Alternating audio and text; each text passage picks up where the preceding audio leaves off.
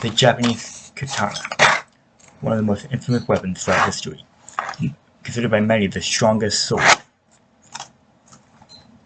Japanese blacksmiths take a chunk of impure steel and through process of folding, get rid of its impurities, folding the metal over and over itself, and then pounding it on the anvil to make a clean piece of metal to be thrown into the forge. People are much like the katana. Through our hardships, like a fire, we are made stronger or we break. I was no different. I was born with the variety of predominantly deaf and with ADHD, which made me hard for me to focus in class or empathize with others. Now, these were a big problem for me in elementary school, but in 3rd and 4th grade, I had a wonderful teacher, my own blacksmith, if you will, who helped me see that things won't be perfect, that my desire for things to be perfect was impractical, unrealistic, that I only need to focus on what I could control, and not worry about what I couldn't or what was already done. And so I grew.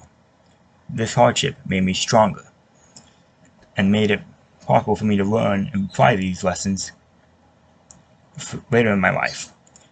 Like when I got cancer, when I suffered from leukemia for 2 years. I couldn't control the fact that I got cancer. I could only go to the medical treatments, the hospital, the clinic, and do my best to keep everything running. For example, I had class assignments that I couldn't do at the school, but I could take to the hospital and make time for it in my day to get it done on time, and some of them I couldn't do, and they just fell by the wayside, and, well, it was what it was. I didn't really worry about it much.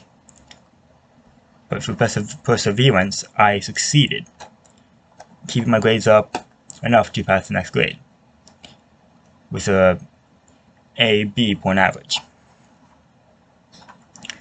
In addition, these are not the only hardships I face, medical ones. I also face ones of loss, like when my father died from a heart attack, December of 2017. I lost a very calming presence in my life that guided me throughout, teaching me how to behave, my morals, everything. And I wanted to live up to his expectations, to make him proud as he watched over me from heaven.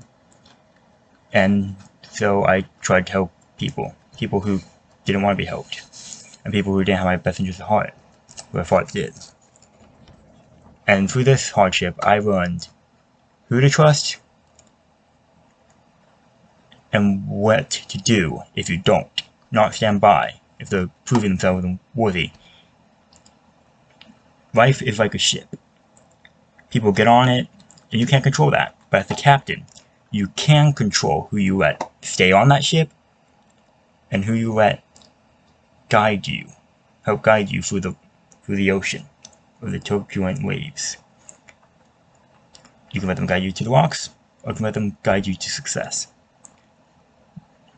Today, I am glad to say all these lessons have made me stronger. I am the Vice President of Phi Theta Kappa, well, scholarship anyway, and Vice President of Scholarship for Phi Theta Kappa, Beta Epsilon Epsilon, the branch of Polk State College, doing dual enrollment as a Polk State Collegiate High School student, and am now a member of the International Society of Scholars, High School Scholars.